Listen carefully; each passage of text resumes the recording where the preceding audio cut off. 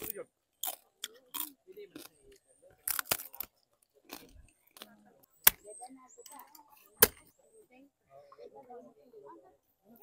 aoy? Hi. Hi.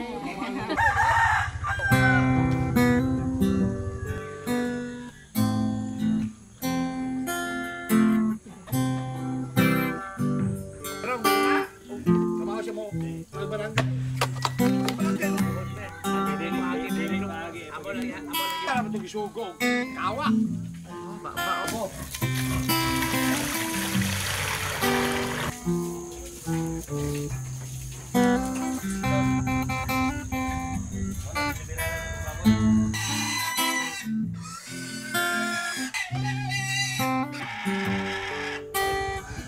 Lami na yun.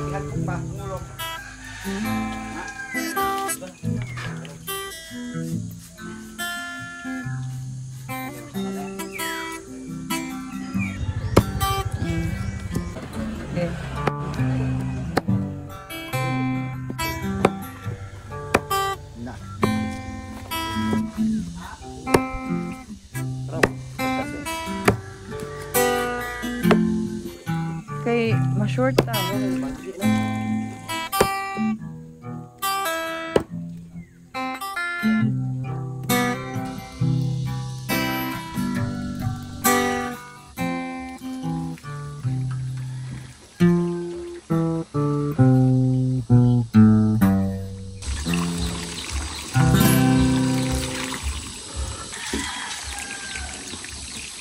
So magandang araw mga palangga. So ngayong araw pala ay nandito kami ngayon sa Kubo. So meron pala kaming kaunting handaan dito ngayon. Nag-celebrate kami ng birthday at the same time Thanksgiving na din. Dahil sobrang laki ng pasalamat ko na naging officially content creator na talaga ako this time. At ito pala yung pinakauna na nag-celebrate ako mga palangga. So nagtutulungan kami ng pamilya ko at meron din namang ibang mga kapitbahay namin na tumulong din sa mga gawain namin dito ngayong araw. Napakaliwalas ng ating panahon ngayon mga palangga. Buti na lang talaga at walang ulan. At nagsisimula na nga kami magluto at mag-prepare ng lahat ng aming mga kailangan ngayon. Ang isa sa mga pinakamaganda talaga dito sa bukid mga palangga ay nagtutulungan ng lahat ng mga tao pati mga kapitbahay namin. At sobrang nakakatuwa dahil marami kaming gumagawa sa mga gawain dito at mabilis lang ito matapos. At ngayong araw pala ay nagkatay kami ng isang buong baboy. At dahil hindi talaga nawawala ang lechon baboy kapag may selebrasyon ang mga Pilipino. Dahil ito na talaga ang traditional na hinahain sa mesa kapag may mga handaan. At ito palang lechon namin ngayon ay lalagyan namin ng hipon. Napakasarap nito mga palangga. At sobrang nai-excite na nga akong gawin ito dahil first time ko din itong gawin ngayong araw. At ito na nga, hinahanda ko na ngayong mga kailangan. Hindi talaga madali ang pag-prepare ng ganitong mga pagkain mga palangga dahil sobrang matrabaho talaga. Kailangan talaga ng isang buong barangay magtutulungan. Charot.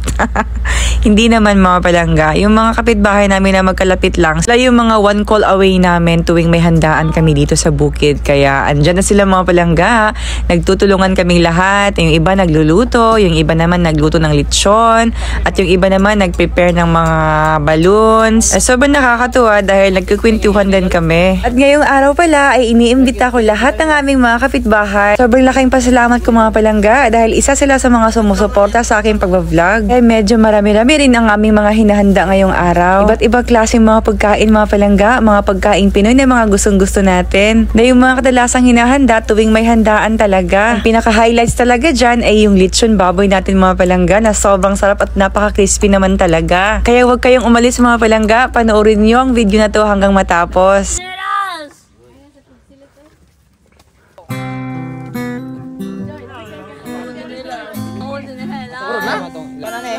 Wala yung may paminta, wala yung datong dahunan nga. Wala yung may.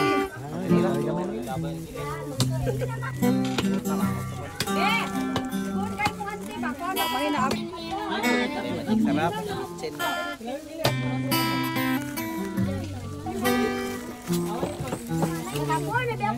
Lubot na yan. Pabira.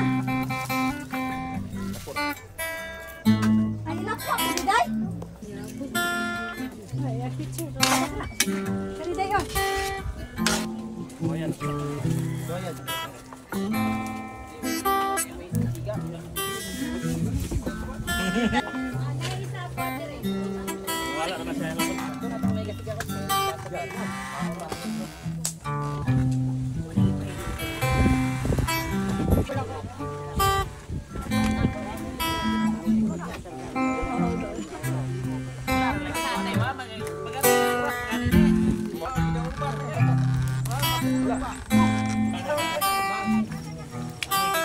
kita.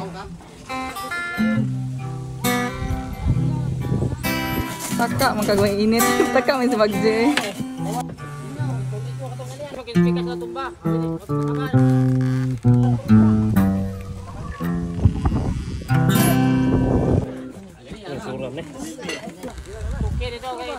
So dito naman mga palangga ay parang uulan kaya medyo nagpanik kaming lahat kasi baka naman mabasa yung lechon natin dyan. Hindi na siya crispy pagkaluto niya. Kaya inayos namin yung bubong. At ito na nga, sinimulan na nga din magluto ng mga iba't ibang klaseng mga putahe ngayong araw mga palangga. Isa sa mga pinangangambahan namin is baka uulan. Alam nyo naman mga palangga, napakaliit lang ng kubo ko. Parang hindi ata kami magkasyalat pag pumasok kami dito ngayon.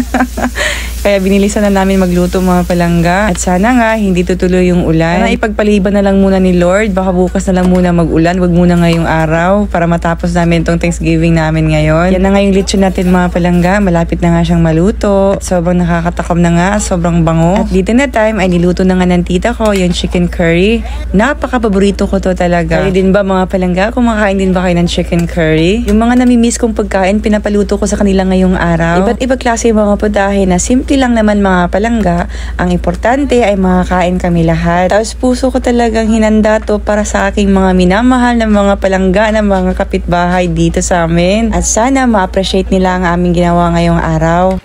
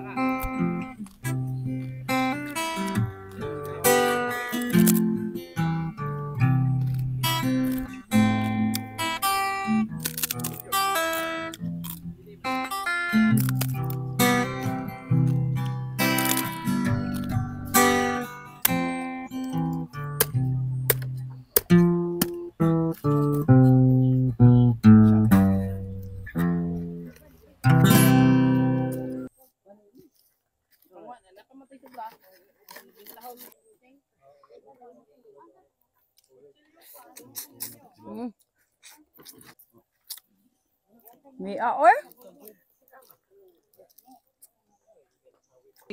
At dito naman na tayo mga palangga ay tuloy-tuloy lang yung pag-prepare namin sa mga pagkain. At medyo malapit na nga rin kaming matapos mga palangga. Kaunting mga putahe na lang yung kulang. At dito naman ay hinalo na nga namin yung putumaya mga palangga. Familiar ba kayo sa pagkain na to? Isa siyang malagkit na rice mga palangga at nilagyan siya ng katas ng niyog. Tapos nilagyan siya ng white sugar na pampalasa na matamis mga palangga. Para may amoy naman siya, nilagyan din siya ng kaunting loya. Napakasarap at mabango nito mga palangga. Kapag hindi nyo pa ito na-try, i-try nyo na mga palangga. Mabilis lang tong gawin. At dito naman na tayo mga palangga ay natapos na nga namin lutuin lahat at ayan na nga yung mga pagkain namin. Napakarami namin nagawang ulam ngayong araw mga palangga. Bilaw-bilao po yan. At dahil maliit lang po yung mesa namin, hindi na namin nilagay lahat ng mga pilao namin kasi hindi na magkasya mga palangga. Ang ginawa namin ay nilagay lang namin yung mga ilang piraso mga bilao sa mesa na magkasya. At kapag naubos na yung isang bilao dyan ay papalitan namin ng isang panibagong bilao na may laman. Hello mga palangga!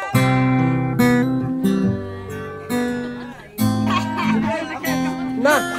Bayo, hello mga malangga. Happy birthday,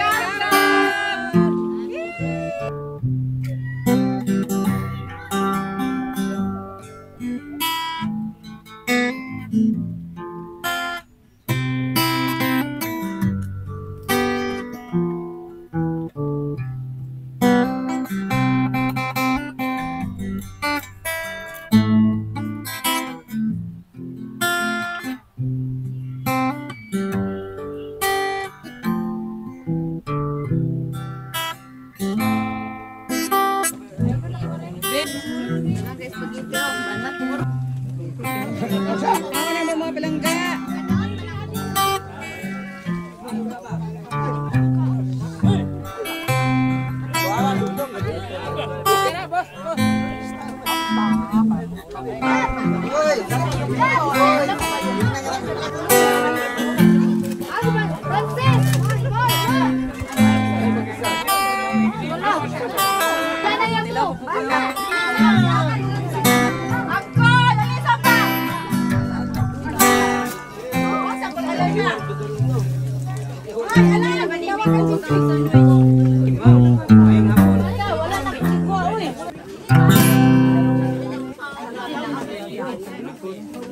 At nasipagdatingan na nga yung mga kapitbahay namin mga palangga. Nag-e-enjoy kami sa aming kainan dahil marami kami. Napakasarap kumain talaga mga palangga kapag marami kayo. At kahit simpleng salo-salo ay nagiging sobrang masarap mga palangga.